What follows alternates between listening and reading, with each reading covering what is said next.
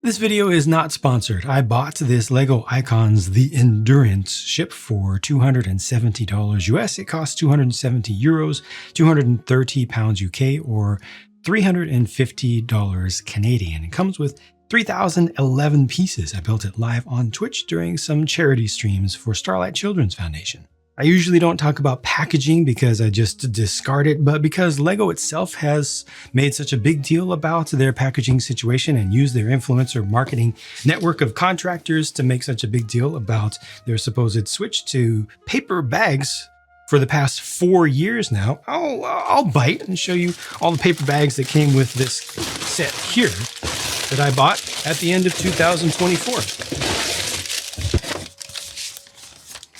It came with one.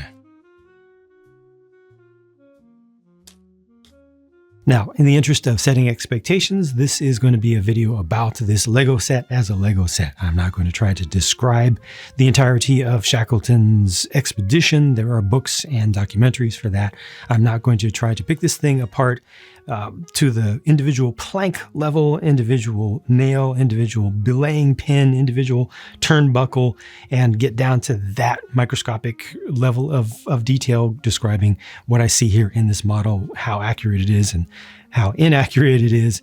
And finally, I am covering this set in this video and not the Shackleton's Lifeboat gift with purchase, which is a completely different separate product that not a lot of people were able to get their hands on when it was released. The length here is around 80 centimeters or about 31.5 inches, which I believe makes it a bit larger than 1/60th scale.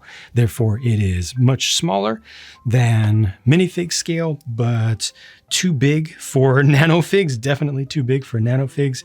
And it's also not quite microfig scale, so we don't have any figures that will work with this accurately. There are no stickers in the set, also very few prints, but this is the biggest of the prints, and it looks very good with 2 different colors of metal finish on it with the gold and also a little bit of copper in there. Most of the build, honestly, is very, very straightforward. I didn't really find anything that was an amazing build technique that just blew my mind. I didn't see any absolutely incredible, nice part usage throughout, and that's perfectly fine.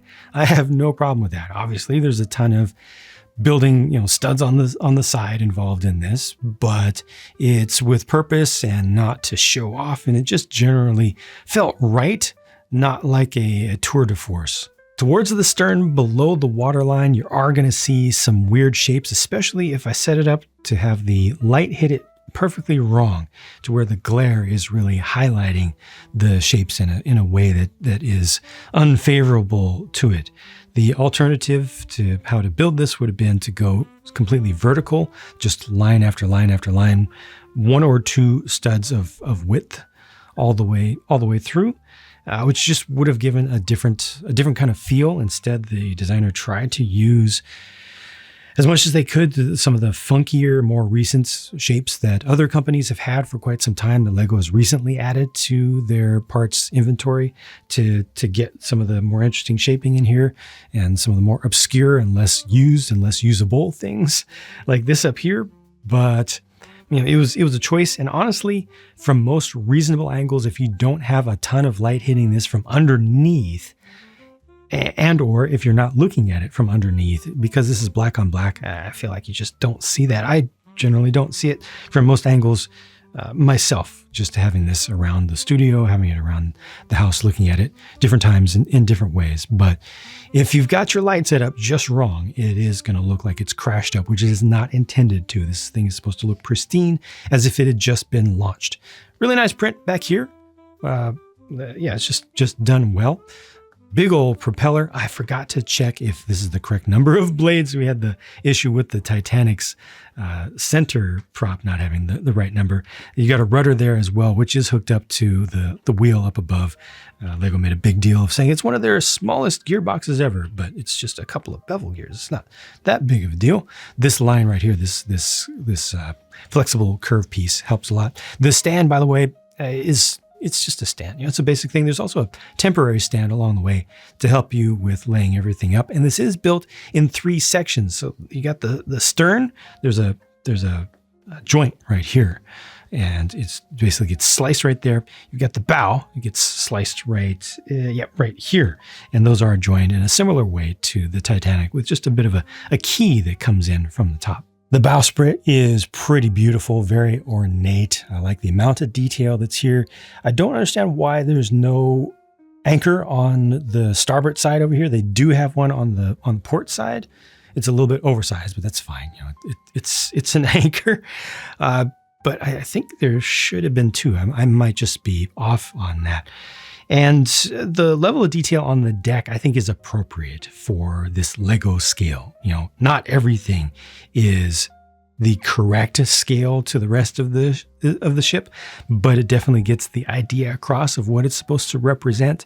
I think that generally, from what I've seen from pictures going back and forth, the designer did a good job here. Flights of stairs are approximated with brown colored linear gears or rack pieces, which works well. The deck itself and its planks are kind of shaped in with the use of profiled bricks, the masonry bricks just with the single line side facing up. And there's a special print that's used for all of the portholes on this. It's just consistent all the way across with the gold base tile piece with black over the top of it.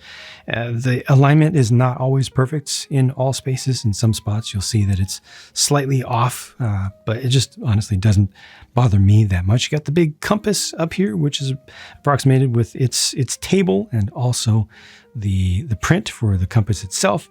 You've got hatches, you've got the gangways, medium nougat color for the stanchions, for the handrails going all the way around. They have all four of the ship's boats attached to this, which people sometimes refer to as lifeboats, but they're primarily designed for the sake of utility, not for survival, but rather for supplying the boat and, you know, taking people to shore and back, or taking people to supply ships and back. There are two sizes of these. Technically, there should be three sizes, but it's really close enough. I think it's forgivable. If they wanted to be more accurate, they would have had three variations here, but you build these in pairs. These weren't great fun to build, honestly. There's a lot of repetition in there, but it doesn't take that much time. And I think they look very good. And I think that their general scaling relative to the boat is good. And the davits that they're held up on are perfect with the white recolor of a part that was originally in clear and used to hold minifigures for doing fancy stunts and things. The shrouds look pretty perfect. They are custom made with these kind of rope pieces that have the bars on the sides and the bar sized holes at the ends, and you just put small arms between them. And that is not fun. There are 6 of those. They're done in pairs. And yeah, they're just not fun to put together. There are various techniques that you can use as far as your order of operations to try to get those together. But no matter what, it's all flexible. You know, these pieces here are flexible, and the little skeleton arms, or little, I sometimes call them little micro droid arms because they're sometimes used for droids, they're hard, and they want to be they don't want to be lined up. You want them to be lined up, and they can kind of fight against you a little bit, but eventually you get it done, and it looks very, very good. It's nice to have that level of detail there. I'll talk more about the rigging in a minute, but back here, these are the kennels for all the dogs that they had. They're open on the inside. That's pretty appropriate. Got the big skylights to the engine room here. Let me turn this around the rest of the way. Yeah, there. Now you can see down in there a little bit better if I can get that to focus. Yeah, there you go. Got the big funnel as well for the boiler, because this does have a big old steam engine in it. Another hatch back here, and there's your main wheel again, and you can see the exposed gearbox on top that Lego's very, very proud of for some reason. They called that out. All right, let's talk about rigging. This ship had 3 fore and aft rigged gaff style sails in there, plus the extra topsail up here. These are all thankfully made of cloth, not vinyl, but it's the kind of crinkly, papery cloth. They did come in a separate envelope, so as you can see, none of them are damaged, none of them are folded up, but I personally would have preferred a softer material. Overall, these present well. I like the use of the tan color rather than a white. It just makes it feel more grounded, makes it feel more real. And you can see some actual lines up top. Not a lot of them though. They actually give you 2 of the long braided cord lengths, which is some of the strongest cord that Lego has ever made. They get attached here and here, run up through the jib sails, and then taken aloft. One of them goes down and up, goes down and back, and both of them end up coming right down to here. You have a couple of overscaled but kind of human usable belaying pins to hold them in place right there. And then finally the excess goes below deck where there's a winch and a spool to take up the excess. You do want to take care when you're doing this. It kind of feels like a very low end version of making a model kit in that sense, but you don't have to do any tying. I know a lot of folks, myself even included, don't like to have to tie all the tiny little strings and to get them just at the right length, the right tension. And looking up here at the bowsprit, you can see how the ends are right there and right there. They just put sleeves over them, in this case just a half bushing, and that's all that's necessary. The cap at the end with there's actually a bar going through there, and then just the little cone. So that's what holds it in at this end, and at the other end it doesn't have to be tied either. What I do not like here is that the sails, all the fore aft stuff, are just hanging here, just flapping about. Even the bottoms of these squaresails, these are just, or at least this one is just flapping about. This is just flapping about. There's no boom underneath. There's no boom over here. There is a boom at the mizzen, thankfully, but that's it. So ultimately, if you have this thing on display, anytime you walk past it, it's going to be doing that. Which is not the greatest look or the greatest feel. I really like to have booms, even if they were just hanging there, just attached a little bit at the end. I don't understand the decision there. Also, because the length of each sail is just correct, when you come up to these square sails, they're not able to get any shape to them. They're not able to shape as if they're catching the wind. So this one here is actually looking like the whole thing is going in reverse, like the wind is coming from the bow. Really would have been nice if they gave you a little bit of extra length there, so that by default you could leave it curved forward. It just would have looked so much better on display. For folks who are familiar with ships, you want to see that look. You see it in every single picture of a ship that is actually at sail. They're always curved like this. So that's a miss. I mean, that already, just holding it like that, looks so much better to me. And it would not have been that difficult to pull that off, honestly. One other thing I want to call out about the sails is that this ship does have a camera-friendly side and a camera-unfriendly side. In most of the marketing materials, Lego has shown this to you from this side, where you can see the gaffs and you can see the mizzen boom as well. Just has more of a classic feel. You can see the wood color there, also the white caps to it. It looks all nice compared to the other side. Well, this has the Technic connectors. They're just in black, they're not standing out too much, but you don't see the woodwork, and these are just an unnatural shape. So Lego has definitely made an effort to hide that from us in as many pictures as possible. I don't think it looks that bad though. Honestly, it could be a lot worse. For a camera unfriendly side, this isn't bad at all.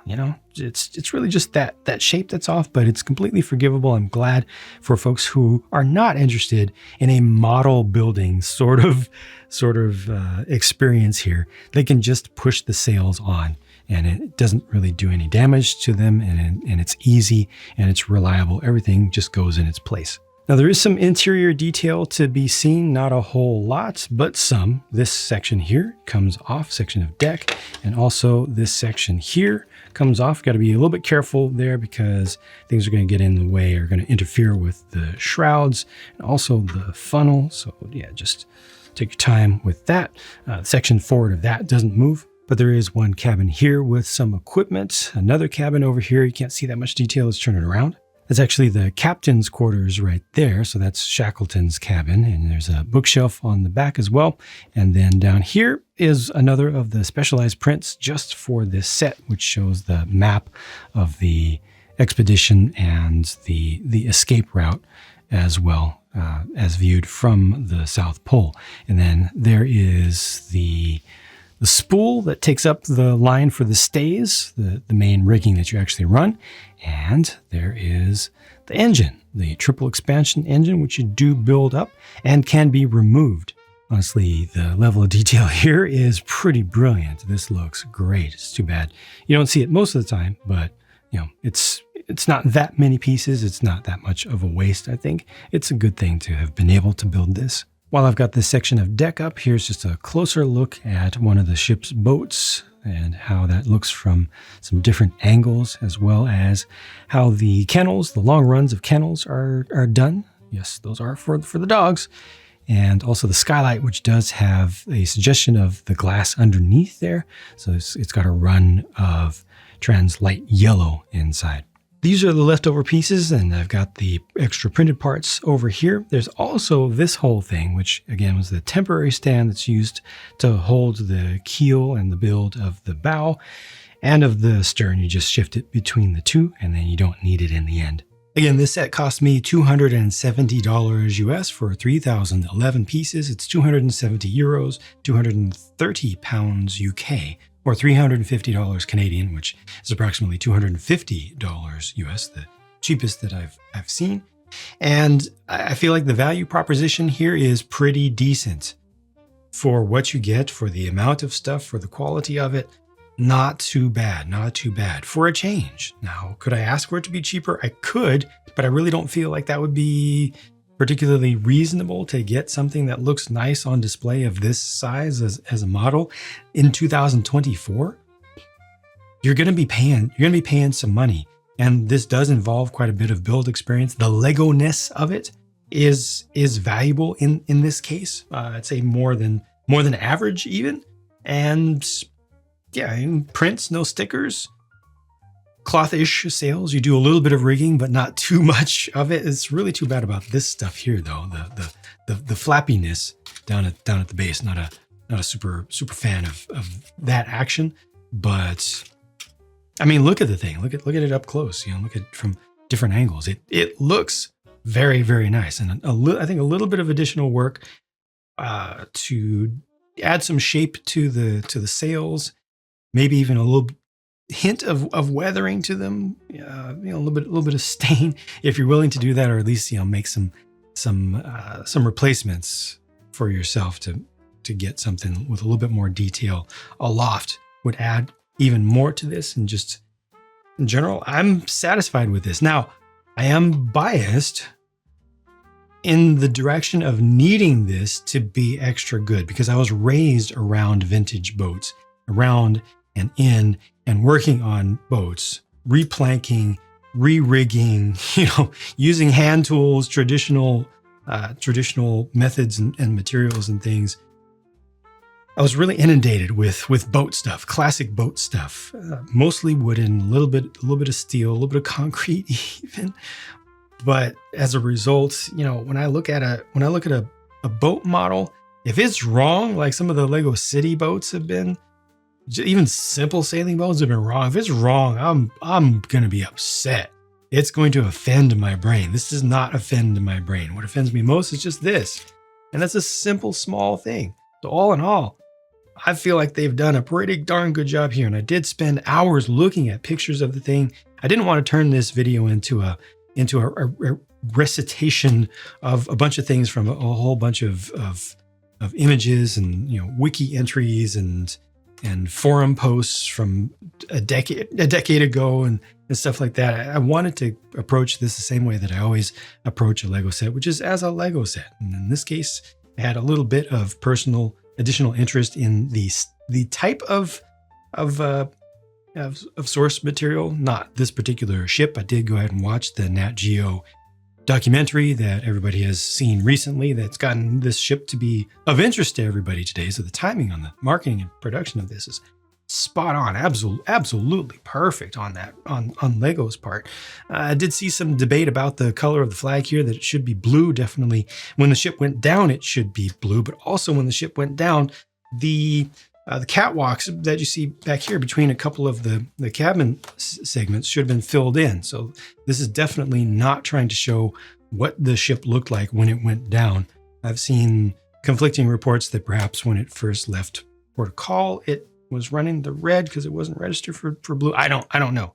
I would definitely need to look into that a little bit more. This is very, very, very, very small thing. What's not a very small thing to me, though, and what does bother me very, very, very much, very, very significantly, is this situation, the Shackleton's lifeboat gift with purchase situation. I'm going to do this live, turn my overhead camera on so that you can look at just this thing. Now, I did get this thing. I was fortunate enough to get this thing. A whole lot of people were not fortunate to get this. Now, I understand that in some regions, it remained available the day after release of the main ship. But certainly in North America, it did not. It was sold out within 2 hours, and I despise that. I used to like Lego's gift with purchase situation.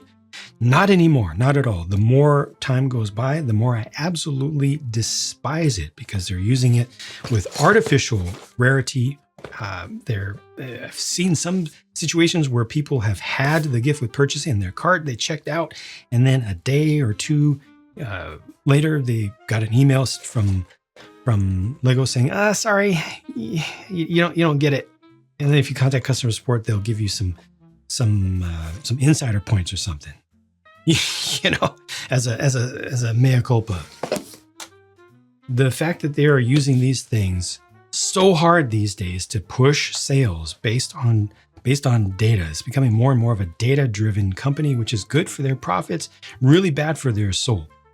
Lego itself has a lot of soul. It's one of the things that a lot of adults and kids both like, whether they recognize it explicitly or not. There's something about the brick, there's something about the plastic, and there's something about just what they've done in their history, how they've conducted themselves, the stories that they've told through their products and through their actions. And this is a dark stain in that history, another dark stain in that history, because so many people want this because it has the Shackleton figure and it also covers the main, a very poignant section of the story of survival and endurance of the expedition. Had they included some of what's here, including the figures, it wouldn't be as big of a deal, but making this a gift with purchase exclusive thing that you had to get with this within the first hour or so, and just driving so much speculator traffic towards the website, where the website is crashing, all the speculators are trying to get in, all the regular normal people are trying to get in, knowing that the speculators are going to buy all the stock out and throw these things up on eBay for $100 or whatever. All that just sucks. All of that just sucks and it just needs to stop. I am sick of it. Absolutely sick of it. But that has nothing to do with this set right here itself. The set itself is good. I'm happy with it. Ignore this with this out of the picture. I still think that this is a perfectly fine deal. And I think it's one of the best, it has to be the best sailing ship that Lego has ever made. As far as accuracy, it's the closest thing to a display model. It's done to the same level of accuracy and reverence as the Titanic. The Titanic looks like a museum model from a distance. It's that good to me. This is right up there. It doesn't have as much rigging involved as a proper model would, but I can't compare this to a proper ship model. The effort involved in building the two, there's no comparison whatsoever. This is something that anybody can get and can build and enjoy. As just, I see one single axle pin that's in blue that is a funky color here, but otherwise the worst thing about it is the other side shows the black, the ball ends here. That's the worst thing about this display wise. And if the light hits down here below the waterline just right, then you can see a little bit of funky shaping, but generally, I'm very satisfied with this. Not at all satisfied with the paper bag situation that continues. It's another bit of losing of soul and losing of respectability there, but the designers are still in a good place. Thank you very much for watching. Hope that this provided some value to you. Couldn't cover absolutely every single little detail without taking this onto over an hour, and a very limited number of people who watch me have time for that. I know that always causes the few people who do have time and do want to watch the longest videos possible to show up in comments, but I have to look at the data as well and try to make these for the vast majority of my viewers. Again, thank you for watching, and I'll talk to you again soon.